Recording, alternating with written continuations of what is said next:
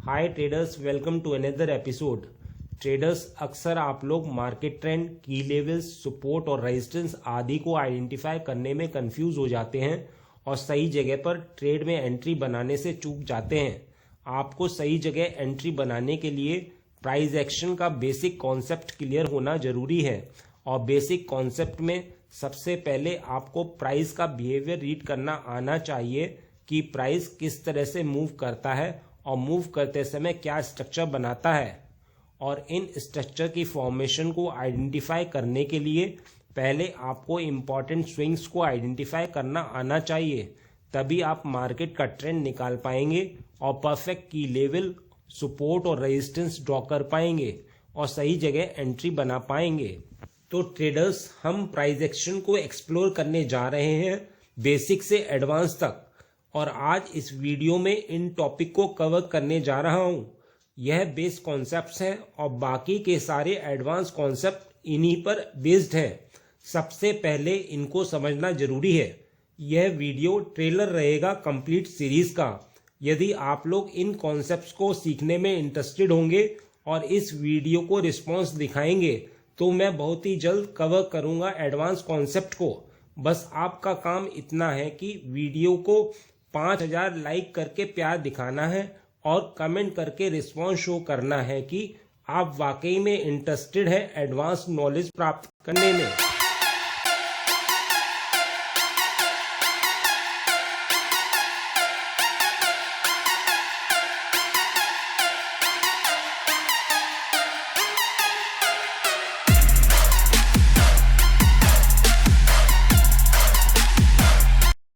आगे बढ़ने से पहले मैं आपसे पूछूंगा एक क्वेश्चन जिसका आंसर आप सब लोग करोगे कमेंट सेक्शन में। क्वेश्चन ये है, चेंज इन पोलैरिटी से क्या तात्पर्य है? तो ये हैं आपके ऑप्शंस। ए, यदि कोई रेजिस्टेंस ब्रेक होता है तो वह फ्यूचर में सपोर्ट का काम कर सकता है। बी, यदि कोई सपोर्ट ब्रेक होता है तो वह फ्यूचर में रेजिस्टेंस का काम कर सकता है। या फिर सी, ऊपर दिए गए दोनों ऑप्शन सही हैं। कमेंट सेक्शन में करिए उत्तर। जो लोग सही आंसर करेंगे कोशिश करूंगा कि उनके कमेंट को हार्ट दे दूं ताकि बाकी लोग समझ पाएं कि सही उत्तर क्या है। तो ट्रेडर्स, हम सभी जानते हैं कि प्राइस कभी भी एक स्ट्रेट लाइन में ऊपर या नीचे नहीं चलता। प्राइस हमेशा गोते लगाते हुए आगे बढ़ता है। तो इस प्राइस के मूवमेंट को ही प्राइस एक्शन कहते हैं। प्राइस का बिहेवियर है कि वह 3 प्रकार के फेज में चलता है: एक्युमुलेशन फेज, ट्रेंडिंग फेज और डिस्ट्रीब्यूशन फेज। एक्युमुलेशन फेज में स्मार्ट मनी एंटर करता है, ट्रेंडिंग फेज में पब्लिक पार्टिसिपेट करती है और डिस्ट्रीब्यूशन फेज में स्मार्ट मनी एग्जिट करता है और फिर से यही साइकिल रिपीट होती है, यानी डिस्ट्रीब्यूशन फेज के बाद डाउन ट्रेंड स्टार्ट होता है। तो ट्रेडर्स, विनिंग प्रोबेबिलिटी बढ़ाने के लिए प्राइस के इस बिहेवियर को जानना जरूरी है कि प्राइस किस फेज में चल रहा है। इन फेसेस के दौरान प्राइस विशेष प्रकार के स्ट्रक्चर बनाता है। ट्रेंडिंग फेज में price up trend market structure और डाउन ट्रेंड मार्केट स्ट्रक्चर बनाता है। एक्युमुलेशन फेज और डिस्ट्रीब्यूशन फेज में साइडवेज मार्केट स्ट्रक्चर यानी नो ट्रेंड यानी नो डायरेक्शन यानी रेंज बाउंड रहता है। ट्रेडर्स, इन स्ट्रक्चर की फॉर्मेशन को आइडेंटिफाई करने के लिए पहले स्विंग्स को आइडेंटिफाई करना आना चाहिए। तो आइए स्विंग्स को समझते हैं। ट्रेडर्स, स्विंग्स में इन टॉपिक को कवर करने जा रहा हूं। अब तक हम यह जान चुके हैं कि प्राइस हमेशा उतार चढ़ाव यानी यू टर्न्स के साथ चलता है। यह यू टर्न्स ही स्विंग्स हैं। स्विंग्स के हाईएस्ट पॉइंट को स्विंग हाई, स्विंग्स के लोएस्ट पॉइंट को स्विंग लो और सक्सेसिव स्विंग्स हाई व स्विंग लो के बीच की दूरी को रेंज कहते हैं। स्विंग्स विभिन्न टाइम फ्रेम में हो सकते हैं, जिसमें इंटरडे प्राइस फ्लैक्चुएशन से लेकर लॉन्ग टर्म ट्रेंड्स तक शामिल हैं। प्राइस चार्ट पर स्विंग हाई, स्विंग लो का सीक्वेंस ट्रेंड्स और चार्ट पैटर्न की पहचान करने का आधार बनता है। टेक्निकल एनालिसिस में स्विंग्स का उपयोग करके ट्रेंड्स की पहचान करते समय अक्सर स्पेसिफिक प्रकार के स्विंग्स पर ध्यान केंद्रित करना चाहिए जो मार्केट की ओवरऑल डायरेक्शन में अंतर्दृष्टि प्रदान करते हैं। ट्रेंड एनालिसिस के लिए विचार किए जाने वाले 4 प्राइमरी स्विंग्स हैं: करंट मार्केट प्राइस से प्रीवियस ऊपर के 2 स्विंग्स हाई और करंट मार्केट प्राइस से प्रीवियस नीचे के 2 स्विंग्स लो। ये स्विंग्स ट्रेडर्स को प्रिवेलिंग ट्रेंड की पहचान करने में मदद करते हैं, चाहे वह अप ट्रेंड, डाउन ट्रेंड या साइडवेज मार्केट हो। ट्रेंड ढूंढने के लिए स्विंग्स पर विचार करने का तरीका आगे बताऊंगा। ट्रेडर्स स्विंग्स भी 2 प्रकार के होते हैं, आइए आगे बताता हूं। एक मेजर स्विंग आमतौर पर एक विशेष दिशा में एक महत्वपूर्ण और अधिक लंबे समय तक प्राइस मूवमेंट को रेफर करता है। दूसरी ओर एक माइनर स्विंग एक लार्जर ट्रेंड के रेफरेंस में अपेक्षाकृत स्मॉलर और शॉर्टर टर्म प्राइस मूवमेंट को दर्शाता है। मेजर और माइनर स्विंग के बीच अंतर कुछ हद तक सब्जेक्टिव है और एनालिसिस के टाइम फ्रेम पर निर्भर हो सकता है। उदाहरण के लिए, जिसे डेली चार्ट पर मेजर स्विंग माना जा सकता है, वह वीकली या मंथली चार्ट पर माइनर स्विंग जैसा दिख सकता है। इसलिए ट्रेडर्स, आप जिस टाइम फ्रेम को एनालाइज कर रहे हो उस पर आपको करंट प्राइस के पास किस तरह के रीसेंट स्विंग्स बन रहे हैं उन पर ध्यान देना चाहिए। आमतौर से इंट्राडे के लिए डेली टाइम फ्रेम से लोअर टाइम फ्रेम जैसे 1 आवर 30 मिनट या 15 मिनट पर मेजर स्विंग्स ही देखने चाहिए और शॉर्ट टर्म इन्वेस्टमेंट के लिए वीकली या मंथली पर माइनर स्विंग्स का प्रयोग करना चाहिए। तो ट्रेडर्स, अब तक आप स्विंग्स को आइडेंटिफाई करना और कौन से स्विंग्स कंसीडर करें सीख चुके हैं। आइए स्विंग्स की मदद से ट्रेंड को आइडेंटिफाई करना सीखें। ट्रेडर्स, ट्रेंड में इन टॉपिक्स को कवर करने जा रहा हूं और मुझे आशा है कि अभी तक यह वीडियो आपके लिए उपयोगी रही होगी। यदि ऐसा है तो कृपया अपना समर्थन दिखाने के लिए लाइक बटन को हिट करें और यदि आप नए हैं तो हमारे चैनल को सब्सक्राइब करें। साथ ही अपने विचार और प्रश्न नीचे कमेंट करना ना भूलें, क्योंकि हम उन सभी का उत्तर देने की पूरी कोशिश करते हैं। ऊपर हम यह जान चुके हैं कि ट्रेंडिंग मार्केट स्ट्रक्चर 2 प्रकार के होते हैं, अप ट्रेंड और डाउन ट्रेंड। हम सभी जानते हैं कि प्राइस अप ट्रेंड में हायर हाई और हायर लो का फॉर्मेशन बनाता है। आइए पहले इसे समझते हैं कि यह किस तरह से होता है। जैसा कि हम यह डिसाइड कर चुके हैं कि ट्रेंड आइडेंटिफाई करने के लिए करंट मार्केट प्राइस से प्रीवियस 4 स्विंग्स ही देखेंगे, 2 स्विंग हाई और 2 स्विंग लो। तो चार्ट पर करंट प्राइस के ऊपर एक स्विंग ये है जिसे हम H1 से मार्क कर लेते हैं। अगला हाई ये है, इसे हम H2 से मार्क कर लेते हैं। अब इसी तरह से हम लोज यानी लोअर स्विंग्स को फाइंड करते हैं। तो यह एक लो लगा है जिसे हम L1 से मार्क कर लेते हैं और दूसरा लो ये है जिसे हम L2 से मार्क कर लेते हैं। अप ट्रेंड की परिभाषा है हायर हाई और हायर लो। तो आप यहाँ देखिए कि H1 H2 से ऊपर है, तो यहाँ पर आपको हायर हाई का फॉर्मेशन नज़र आ रहा है। इसी तरह हम लोस को देखते हैं तो L1 L2 से ऊपर है, तो यहाँ पर भी हमें हायर लो का फॉर्मेशन नज़र आ रहा है। तो जब हमें हायर हाई और हायर लो का प्राइस बिहेवियर नज़र आए तो हम उसे अप ट्रेंड कहेंगे। आइए डाउन ट्रेंड को समझते हैं। यदि हमें लोअर हाई और लोअर लो का प्राइस बिहेवियर नज़र आए तो हम उसे डाउन ट्रेंड कहेंगे। तो यहाँ देखिए, करंट प्राइस से एक स्विंग हाई यहाँ बना है जिसे हम H1 कहेंगे और इसको हम H2 कहेंगे। प्राइस ने यहाँ एक लो बनाया, इसे हम L1 कहेंगे और इसको हम L2 कहेंगे। तो यहाँ पर H1 H2 से नीचे है, मतलब लोअर हाई है, और L1 L2 से नीचे है तो इसे लोअर लो कहेंगे। तो यहाँ पर लोअर हाई और लोअर लो का फॉर्मेशन हो रहा है, तो यह डाउन ट्रेंड है। तो अप ट्रेंड और डाउन ट्रेंड का आइडेंटिफिकेशन आपको समझ में आ गया होगा। आइए एक और उदाहरण से समझते हैं। यहाँ मैं इंट्राडे के लिए ट्रेड देख रहा हूँ, इसलिए 15 मिनट चार्ट कंसीडर कर रहा हूँ। यहाँ रिसेंट में मेजर स्विंग्स बने हैं, इसलिए इस पर करंट मार्केट प्राइस से प्रीवियस 4 मेजर स्विंग्स ही देखूंगा। करंट मार्केट प्राइस से 2 स्विंग्स हाई और करंट मार्केट प्राइस से 2 स्विंग्स लो। पीछे बताए गए तरीके से स्विंग्स मार्क करने के बाद हमें यहाँ हायर हाई और हायर लो का फॉर्मेशन मिल रहा है, जो एक अप ट्रेंड को दर्शाता है। अब इस 15 मिनट चार्ट को देखिए। पीछे बताए गए तरीके से स्विंग्स मार्क करने के बाद हमें यहाँ लोअर लो और लोअर हाई का फॉर्मेशन मिल रहा है, जो एक डाउन ट्रेंड को दर्शाता है। इस चीज का ध्यान रखिएगा कि यदि हमें दोनों पैटर्न यानी हायर हाई और हायर लो या लोअर लो और लोअर हाई मिल जाते हैं तो ट्रेंड कंफर्म होता है। कोई भी एक चीज मिलने से ट्रेंड कंफर्म नहीं होता है। तो इस तरह से आप ट्रेंड को आइडेंटिफाई कर सकते हैं। अब हम तीसरे प्रकार के ट्रेंड को डिस्कस करते हैं जो साइडवेज ट्रेंड है। इसको समझना उतना ही जरूरी है जितना आपने दोनों को समझा, क्योंकि maximum time market sideways trend में ही रहता है। साइडवेज ट्रेंड वह है जहां पर आपको कोई हायर हाई और हायर लो या फिर लोअर हाई और लोअर लो का पैटर्न नजर नहीं आता, यानी कि अप ट्रेंड की दो कंडीशन और डाउन ट्रेंड की दो कंडीशन नजर नहीं आती हैं। एक तरह से आप यह मान सकते हैं कि सेम लेवल्स पर हाई और लो स्विंग्स बन रहे हैं। यह एक आइडियल कंडीशन है। यहाँ पर आप मान सकते हैं कि मार्केट साइडवेज है।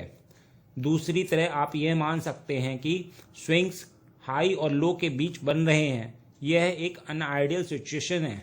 यह एक कंफ्यूजन की स्थिति होती है और मार्केट हाई और लो के बीच काफ़ी वॉलेटाइल रहता है। तो आइए अब चार्ट पर इसे एग्जाम्पल के साथ समझते हैं। अब इस 15 मिनट चार्ट को देखिए।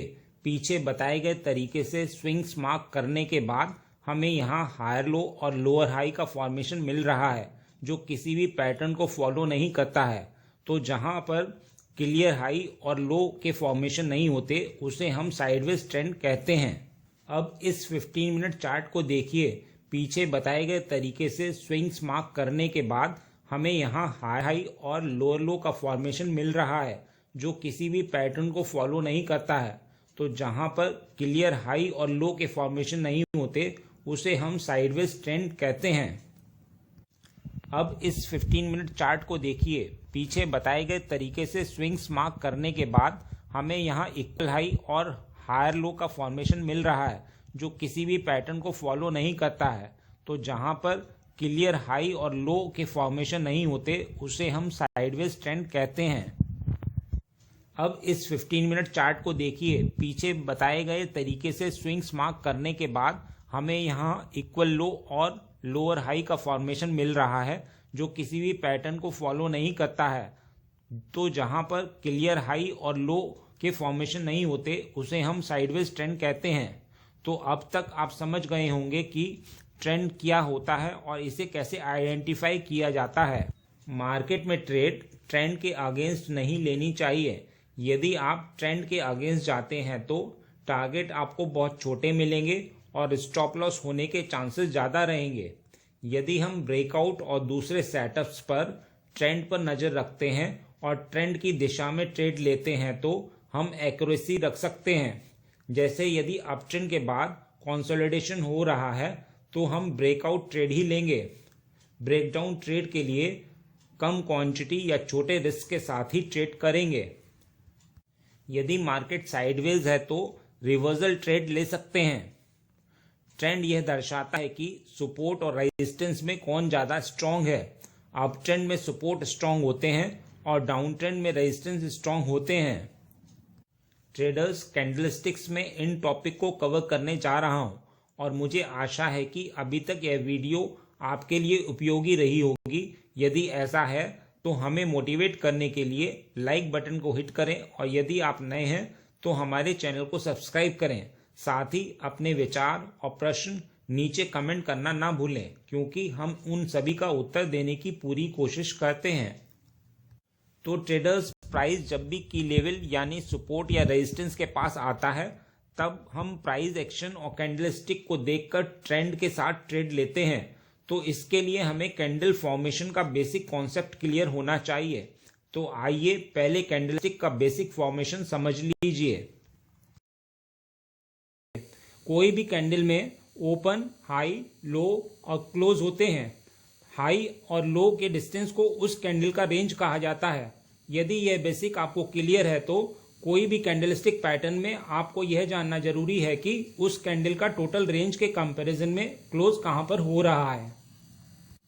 तो आइए टोटल रेंज के कंपैरिजन में कैंडल की क्लोजिंग के आधार पर ट्रेडर्स की साइकोलॉजी को रीड करें और जानने की कोशिश करें कि प्राइस को कंट्रोल किसने किया, बायर्स ने या सेलर्स ने।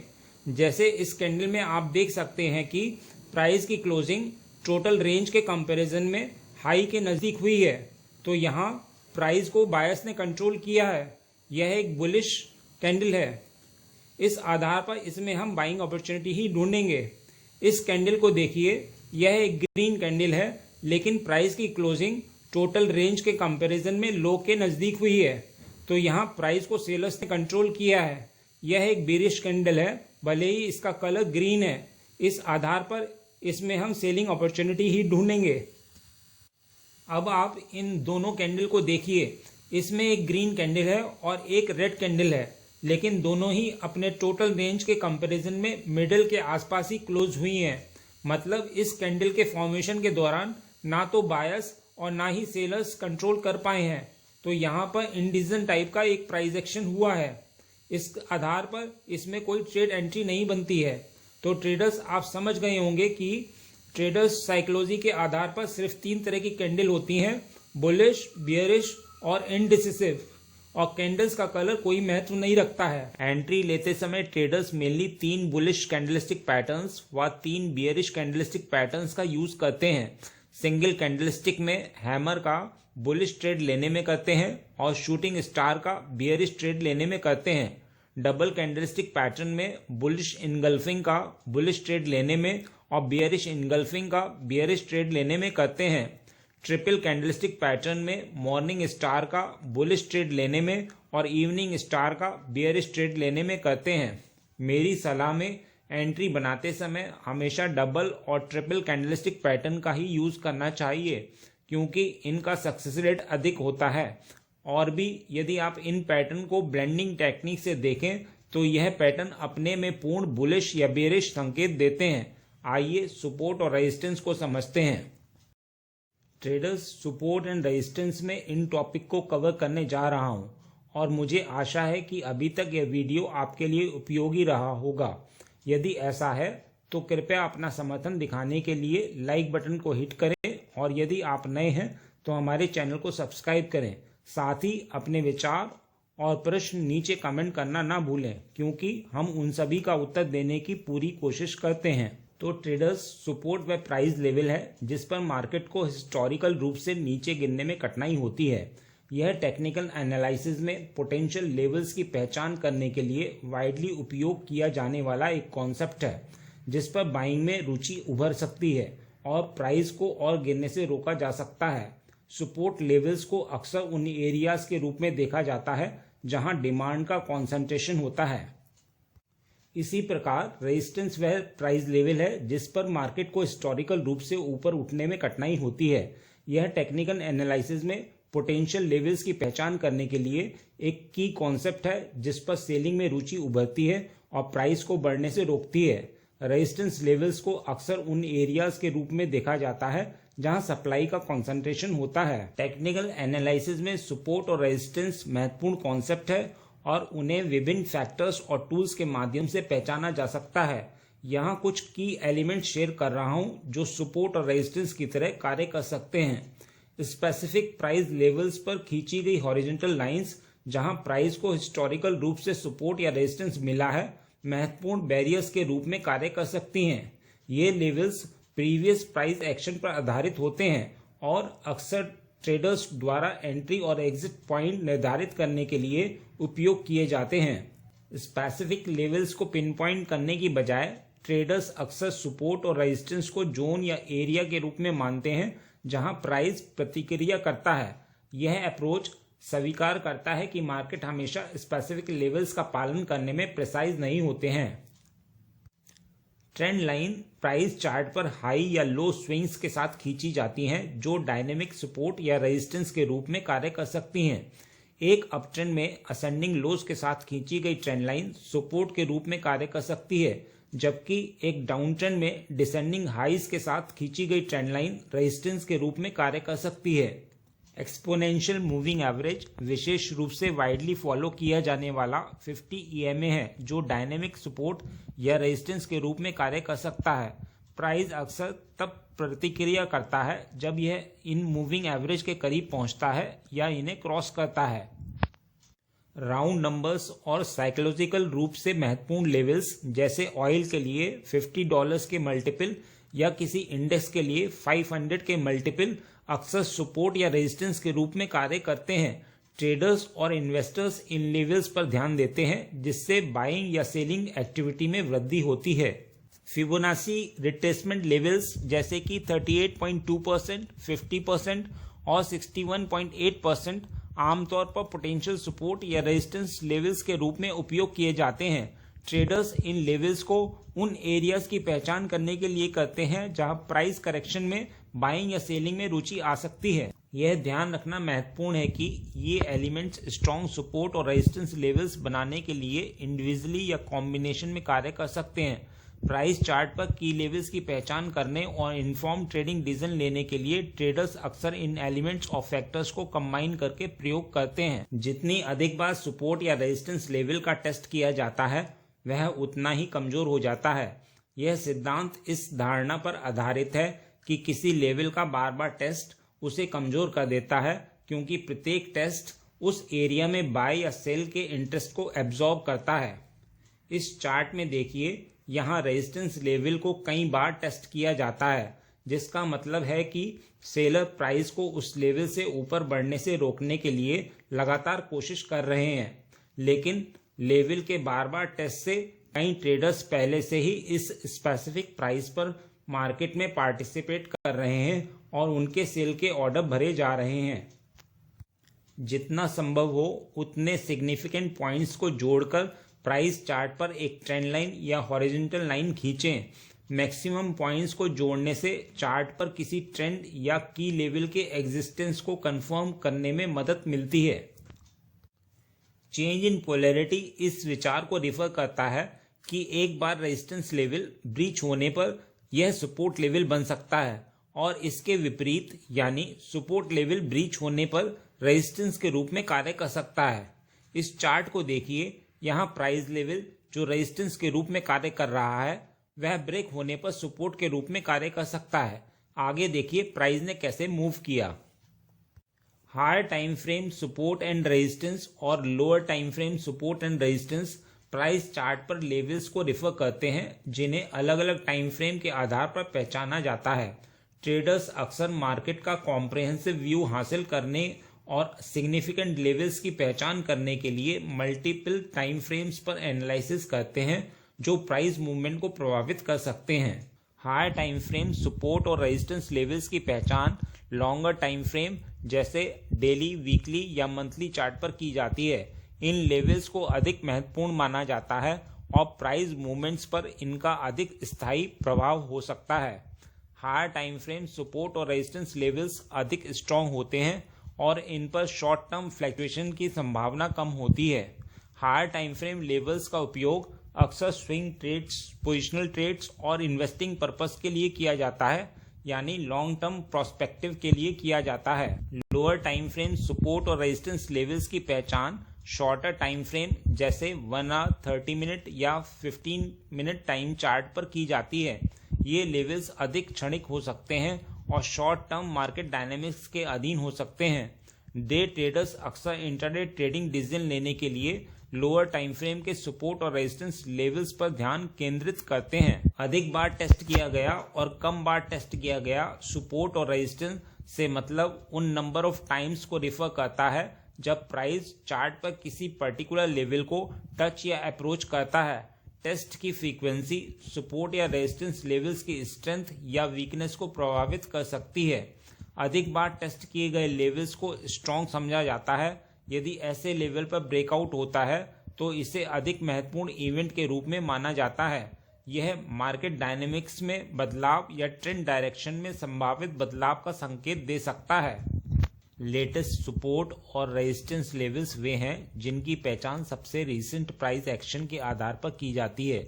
ये वे लेवल्स हैं जो हाल ही में बने हैं और करंट मार्केट कंडीशन से प्राप्त हुए हैं। ट्रेडर्स अक्सर लेटेस्ट सपोर्ट और रेजिस्टेंस लेवल्स पर ध्यान देते हैं क्योंकि वे इमीडिएट डायनेमिक्स को दर्शाते हैं और शॉर्ट टर्म ट्रेडिंग डिसीजन के लिए रेलिवेंट हो सकते हैं। इंटरडे ट्रेडर्स और शॉर्ट टर्म ट्रेडर्स इन पर बारीकी से नजर रखते हैं। Older support and resistance levels वे हैं जिन्हें हिस्टोरिकल प्राइस एक्शन के आधार पर पहचाना गया हो और अधिक एक्सटेंडेड पीरियड में रेलिवेंट रहे हों। ये लेवल्स वीक्स, मंथ्स या ईयर्स से पहले भी इस्टेब्लिश हो सकते हैं। ट्रेडर्स अक्सर older support and resistance levels पर विचार करते हैं क्योंकि वे अधिक स्थायी बैरियर्स या जोन्स को रिप्रेजेंट करते हैं जहां महत्वपूर्ण प्राइस एक्टिविटी हुई हो। इन्वेस्टर्स और swing traders broader trend direction की पहचान करने के लिए इन लेवल्स को अपने एनालिसिस में शामिल करते हैं। तो ट्रेडर्स सपोर्ट और रेजिस्टेंस को मार्केट कंडीशन के हिसाब से इम्पोर्टेंस देना चाहिए क्योंकि सर्टेन मार्केट कंडीशन के अकॉर्डिंग यह एक दूसरे से ज़्यादा स्ट्रांग हो सकते हैं। आपने भी यह सुना होगा कि ट्रेंड इज फ्रेंड, मतलब यदि मार्केट अप ट्रेंड में है तो यहाँ सपोर्ट ज़्यादा स्ट्रांग होगा। यह कथन कहाँ तक सत्य है, आइए इसको चार्ट पर देखते हैं। यहाँ हमने सपोर्ट लेवल ड्रॉ किए हैं और रेजिस्टेंस लेवल ड्रॉ किए हैं। यह पहला रेजिस्टेंस है और प्राइस ने इसे ब्रेक कर दिया है। यह दूसरा, यह भी ब्रेक हो गया है और यह तीसरा रेजिस्टेंस है और यह भी ब्रेक हो गया है। अब सपोर्ट को देखिए, यह पहला सपोर्ट है, प्राइस ने इसे ब्रेक नहीं किया है।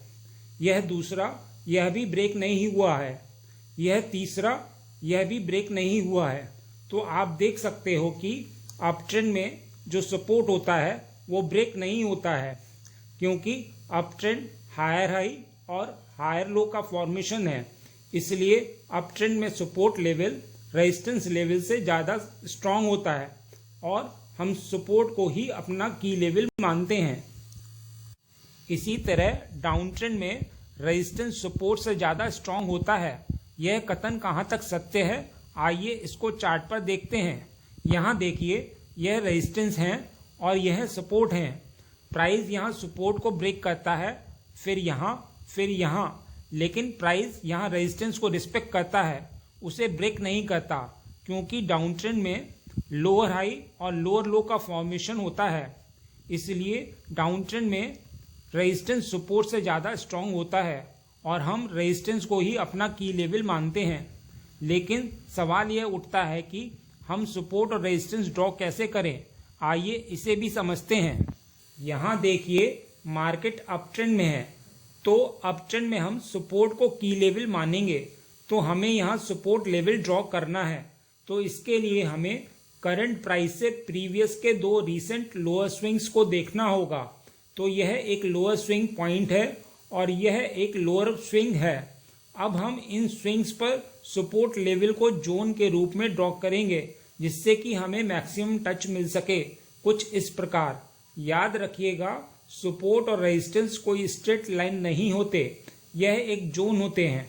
हमने सिर्फ दो ही सपोर्ट लेवल ड्रॉ किए हैं और इनसे नीचे के क्यों नहीं। इसका पहला कारण है कि यह नीचे के लेवल्स हमारे करंट प्राइस से बहुत दूर हैं और इतनी दूर का लेवल हमारे लिए अभी किसी काम का नहीं है। इसका दूसरा कारण है कि यदि प्राइस इन लेवल्स तक पहुंचता है तो इसका मतलब मार्केट डाउन ट्रेंड में हो गया है। डाउन ट्रेंड में हमें बाई को अवॉइड करना है क्योंकि हमें ट्रेंड के साथ ट्रेड करना है।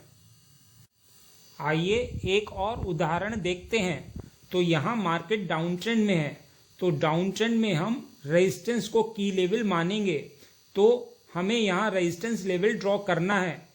तो इसके लिए हमें करंट प्राइस से प्रीवियस के दो रीसेंट हायर स्विंग्स को देखना होगा। तो यह एक हायर स्विंग पॉइंट है और यह एक हायर स्विंग है। अब हम इन स्विंग्स पर रेजिस्टेंस लेवल को जोन के रूप में ड्रॉ करेंगे जिससे कि हमें मैक्सिमम टच मिल सके, कुछ इस प्रकार। हमने इन दो रेजिस्टेंस से ऊपर के रेजिस्टेंस मार्क नहीं किए हैं क्योंकि यह करंट प्राइस से बहुत दूर हैं और अगर मार्केट इन तक जाता है तो इसका मतलब अब डाउन ट्रेंड खत्म हो चुका है और हमें ट्रेंड के साथ ट्रेड करना है। तो यहाँ तक हमने सपोर्ट और रेजिस्टेंस ड्रॉ करना सीखा, लेकिन अब सवाल यह उठता है कि सपोर्ट और रेजिस्टेंस को ट्रेड कैसे करें। तो यहाँ मैं आपके साथ कुछ एंट्री ट्रिक्स और टिप्स शेयर करने जा रहा हूँ। तो ट्रेडर्स, ऐसा तो नहीं होता कि प्राइस जब भी की लेवल यानी सपोर्ट या रेजिस्टेंस को हिट करेगा और हम ट्रेड में एंट्री ले लें। जब भी प्राइस की लेवल के पास आएगा तब हम प्राइस एक्शन और कैंडलस्टिक को देखकर ट्रेंड के साथ ट्रेड लेते हैं। तो इसके लिए हमें एंट्री कंफर्मेशन चाहिए, जिसके लिए हम बहुत से पैटर्न्स और टूल्स का प्रयोग करते हैं, जो मैं आपको अपनी पिछली वीडियो 5 एंट्री ट्रिक्स में बता चुका हूं। यदि आपने उसे अभी तक नहीं देखा है तो आप डिस्क्रिप्शन में दिए गए लिंक से देख सकते हैं। यहाँ मैं आपको यदि मार्केट रेंज में है तो कैसे ट्रेड करें बताने जा रहा हूँ। प्रश्न यह उठता है कि यदि करंट टाइम फ्रेम पर मार्केट रेंज में है तो क्या हमें सपोर्ट पर बाय या रेजिस्टेंस पर सेल करना चाहिए। देखिए, यदि करंट टाइम फ्रेम में मार्केट रेंज में है तो हमें हायर टाइम फ्रेम को देखना है। यदि हायर टाइम फ्रेम पर मार्केट अप ट्रेंड में है तो हम करंट टाइम फ्रेम के रेंजिंग मार्केट में सपोर्ट पर बाइंग अपॉर्चुनिटी ही ढूंढेंगे, और यदि हायर टाइम फ्रेम पर मार्केट डाउन ट्रेंड में है तो हम करंट टाइम फ्रेम के रेंज मार्केट में रेजिस्टेंस पर सेलिंग अपॉर्चुनिटी ही ढूंढेंगे। आइए उदाहरण से समझते हैं। यहाँ मार्केट रेंज में है, हम कंफ्यूज हैं सपोर्ट पर बाय करें या रेजिस्टेंस पर सेल करें। हम हायर टाइम फ्रेम को देखते हैं। यहाँ हायर टाइम फ्रेम में मार्केट अप ट्रेंड में है, मतलब हमें करंट टाइम फ्रेम में सपोर्ट पर बाय अपॉर्चुनिटी ही ढूंढनी है। इस प्रकार हमें हायर टाइम फ्रेम के ट्रेंड को फॉलो करके ट्रेड लेनी है। चेंज इन पोलैरिटी से मतलब यह है कि यदि कोई रेजिस्टेंस ब्रेक होता है तो वह फ्यूचर में सपोर्ट का काम कर सकता है, और जब कोई सपोर्ट ब्रेक होता है तो वह फ्यूचर में रेजिस्टेंस का काम कर सकता है। सवाल यह है कि कैसे जाने कि कौन सा लेवल चेंज इन पोलैरिटी को रिस्पेक्ट करेगा। तो ट्रेडर्स, जब प्राइस इन लेवल्स पर पहुंचता है तो हमें कैंडल्स पर ध्यान देना चाहिए और ट्रैपिंग को भी एनालाइज करना चाहिए। यदि बायर्स या सेलर्स इस लेवल पर ट्रैप हो गए हैं तो यह लेवल चेंज इन पोलैरिटी के रूप में बखूबी काम करता है। आइए उदाहरण से समझते हैं। इस चार्ट को देखिए, यह एक रेजिस्टेंस है। यदि प्राइस इस लेवल पर बिना समय बिताए इसको बिग कैंडल के साथ ब्रेक कर देता है तो जो ट्रेडर्स ऐसा व्यू रखते थे कि प्राइस इस लेवल को ब्रेक नहीं करेगा, वो ट्रैप हो चुके होंगे। यहाँ देखिए, प्राइस ने बिग कैंडल के साथ इस रेजिस्टेंस को ब्रेक कर दिया है और सेलर ट्रैप हो चुके हैं। और जब प्राइस दोबारा इस लेवल पर लौटेगा तो सेलर्स अपनी लूजिंग पोजीशन को कम लॉस के साथ क्लोज करेंगे, मतलब बाय करेंगे, और इनके साथ नए बायर्स भी एंटर करेंगे, जिससे कि यह लेवल चेंज इन पोलैरिटी की तरह काम करेगा। हमें अब इस लेवल पर कैंडल कंफर्मेशन के साथ बाइंग अपॉर्चुनिटी ही ढूंढनी है। देखिए प्राइस ने कैसे आगे मूव किया। इस चार्ट को देखिए, प्राइस रेजिस्टेंस पर रिजेक्शन कैंडल बना रहा है। आप सोच रहे होंगे कि यहाँ तो रेजिस्टेंस सपोर्ट की तरह काम नहीं किया, लेकिन जब आप नेक्स्ट कैंडल देखेंगे तो आपको समझ में आ जाएगा कि सेलर्स ट्रैप हो चुके हैं और यह लेवल चेंज इन पोलैरिटी की तरह काम करेगा। हमें अब इस लेवल पर कैंडल कंफर्मेशन के साथ बाइंग अपॉर्चुनिटी ही ढूंढनी है। देखिए प्राइस ने कैसे आगे मूव किया। इस चार्ट को देखिए, यहाँ प्राइस सपोर्ट के ऊपर नीचे मूव कर रहा है, मतलब बायर्स और सेलर्स को निकलने का मौका दे रहा है। तो यह लेवल चेंज इन पोलैरिटी को रिस्पेक्ट नहीं करेगा। तो ट्रेडर्स, यह था complete price action course part 1, जिसमें मैंने आपको बेसिक से सपोर्ट एंड रेजिस्टेंस तक समझा दिया है। आगे complete price action course part 2 में एडवांस को एक्सप्लोर करूंगा। यदि आप लोग इस वीडियो को 5000 लाइक करोगे तो बस इतना ही इस वीडियो में। उम्मीद करता हूं इस वीडियो में दी गई जानकारी आपके लिए उपयोगी रही होगी। यदि हाँ तो लाइक बटन को हिट करिए, और यदि आप नए हैं तो चैनल को सब्सक्राइब करिए। मिलते हैं नेक्स्ट एपिसोड में।